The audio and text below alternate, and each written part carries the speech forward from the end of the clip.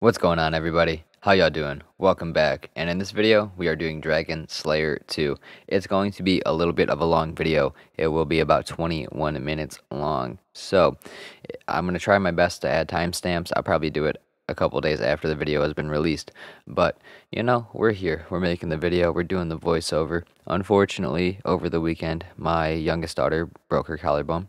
So, the video's a little late, but, you know, life happens, things happen, and we can't always plan for things. So, it is what it is. I should have done it and got it out in advance, but, you know, I thought I did, and I just didn't do it. But, you know, whatever. So, here we are starting the quest, figuring out where to go, basically. Honestly, looking back at editing this, I don't know why I kept a lot of this intro stuff in here. I just felt like it kind of made sense, seeing as this whole episode is going to be based around Dragon Slayer 2. Let's just include the intros and anything that has to do with fighting. Most of the other fights are sped up until we get to Vorkath and then Alvarg at the end of the quest. So here we are going to Litrican, whatever the fuck the island is called. I really don't know. I can't remember. But yeah, we got here. We got what we you know what we needed to do, and we ended up going into this little house over here, and talking to the homeboy about Bob the Cat, or Robert Strong, which is Bob the Cat. And here we are fighting Robert the Strong, Bob the Cat. You know, there he is chilling inside of the dream world. Kind of an annoying fight. Kind of got to keep running around. I think this is just sped up, not fed up. Holy shit. I'm fed up with myself.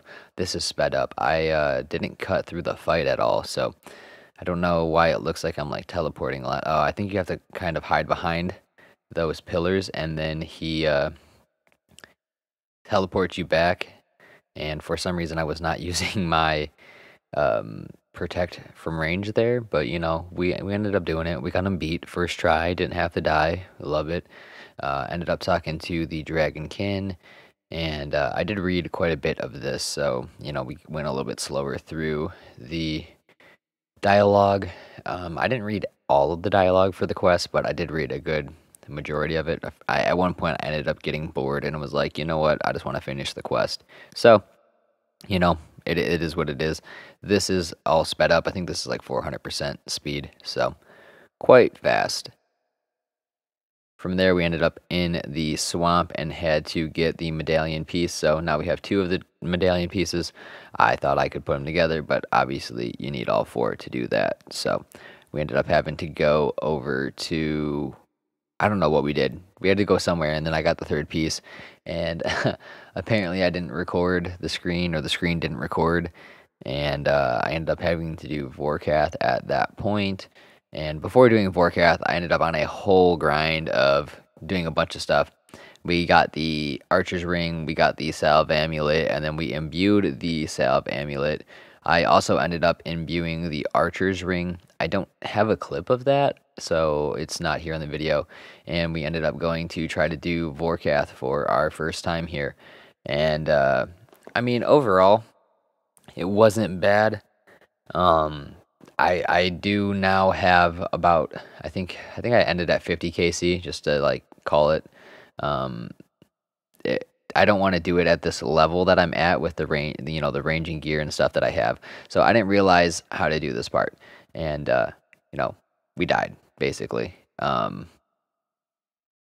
know, we didn't do too good. We got 6 HP. Boom, bada bing. Now we're dead. Yeah, I was gonna say, I thought we died here. We definitely die.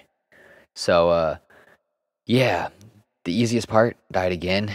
The walking part is so simple to do. Vorkath, I have it down now. I'm, you know, able to do 2 to 3 KC trips. 3 KC is my max. My fastest kill, there we go. We're trying to scurry out of there, baby. And my fastest KC is, I think, fuck, it was quick. It was like 2 minutes 30 or something like that. I'm not perfect. Obviously, there's some times that I think I'm going to move at the right moment, and I'm not. I also upgraded to the Dragon Hunter crossbow for fighting Vorkath after the quest. I did it as part of my Blue Dragon task, and I wanted to get Vorkath's head so that I could do, or have the assembler for while I did the fire cape. So yeah, that's what we did basically. We grinded it. I didn't swap over in time, ended up taking some damage there. But either way, we managed to avoid that attack and get the kill. So yeah, I was happy with that. I think it only took, what, 4 or 5 tries there to get the quest version down. I didn't know what I was supposed to do. It's supposed to be just GG, but we got rel GG, whatever the fuck that means. And yeah, so I ended up turning on the quest helper at some point here. Obviously, look at me, I'm saying what the fuck, because I had no idea what to do. I was like, I thought I had to like take his head or something, but boom. Yeah, there we go. That was easy. I don't know why I had a hard time. It definitely was a relatively simple fight, especially now, like that I've done it so many times. I just, yeah, I don't know. I have faith in my abilities. So there we go. We got the last piece, and we ended up on the ship fighting all of these dragons. So this fight scene is also sped up and going to take quite a bit of the video's time, unfortunately. So we'll just kind of talk through it. But I had my blue dragon task, as you can see there up in the top left, which was like, okay, I should probably go finish the quest. If I have a dragon task, it makes sense to go do the quest. I have to kill Vorkath anyways, and blah blah blah blah blah. Then Elvarg pops on, so here we are. And I think we leave after this to go heal. No. These are the normal ones, so we don't have to leave here. We leave after this set of dragons. Basically, you kind of just go back and forth, avoiding the attack that Elvarg shoots up into the sky. Really not that crazy of a fight. It's pretty simple. Pretty similar to the first phase of the actual fight. So these dragons were pretty chill. Just stayed in melee range for the most part. I mean, even in ranged attack area, as long as you have your extended fire potion going, you're pretty good to go, not have to worry about it. But for whatever reason, I kept the the protect from melee on. Don't know why.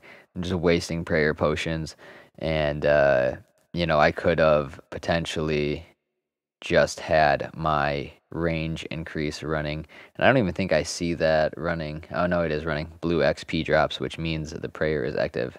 And there we go. We do see it. We just swapped over to the prayer screen. Why did apparently this guy does mage attacks? Yeah, I don't know. Was it a brutal red? What does that say? Yeah, it is brutal. Brutal red dragon. And now we are on to the, brutal blue? Or are these mithril? I don't know. I think that's mithril and adamant and stuff. And the rune dragons, yeah. So I died to the rune dragon. I'm pretty sure I died here at least. Ended up, well, I did the first few, right? I didn't include all of them for whatever reason. I was, the video's already too long. I think that's the reason. I was like, I don't want to include all of this, but I want to include some important moments, and dying is an important moment. So I tried to just stick it out. Couldn't fucking make it happen. It literally died 2 seconds after the fact. But once you get this guy beat, you want to go and get some more items so that you can do Elvarg on a fresh inventory and everything. Basically, those dudes killed it for me. I didn't even kill it. So here we go.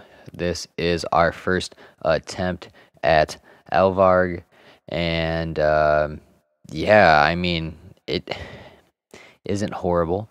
I kept it in here at standard speed. I don't think I sped it up and or cut any of the parts out. Spoiler alert: we do die. We don't get it on our first go. But it is what it is, and yeah, it was a learning phase. I'm trying to think about what mistakes I made on my first go. I honestly can't remember what I did wrong here. We'll have to watch it and look at it together. So I mean, so far so good. Not taking crazy damage. Just taking the passive damage that we're expected to take at this point in the fight.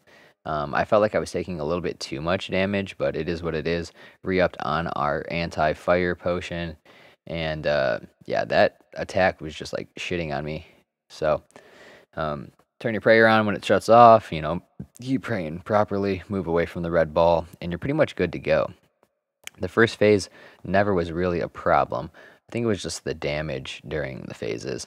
Um, I know I ended up swapping over to Ruby and Dragonstone bolts. I thought just, yeah, well, look at that. We ended up taking a hit directly from the ball, and then a wind attack or whatever took us out.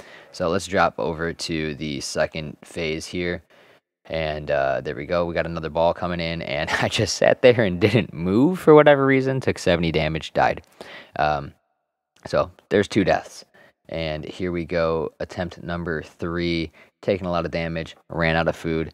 Instead of dying, we took the smart route and we left and went to Relica. Unfortunately, I was kind of pissed at this point, and I didn't have any teleports to leave that area. And I said, I don't know what I'm doing wrong here. So I just don't. I didn't know what I was doing wrong apparently at that point. I think it was mainly the damage. I was like, I don't understand why I'm taking so much damage, and then I didn't know how to go about avoiding a mass majority of the damage. So this is where I swapped over to the Ruby with the Dragonstone. Ruby is killer, kind of the best arrow for sure.